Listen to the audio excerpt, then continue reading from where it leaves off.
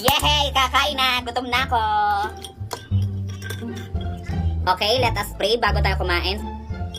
Sa ngalan ng Ama, ng Anak, ng Espiritu Santo. Amen. Maraming salamat po, Lord, sa pagkain ito. Maraming salamat po sa lahat ng blessings. Maraming salamat po sa paggabay. Maraming salamat po sa paglayo sa amin sa masama. Maraming salamat po sa lahat-lahat, Panginoon. Salamat po sa cellphone. Salamat po sa matibay na charger ng iPhone. Salamat po sa AirPods. Salamat po at medyo maunti na ang aking balakubak.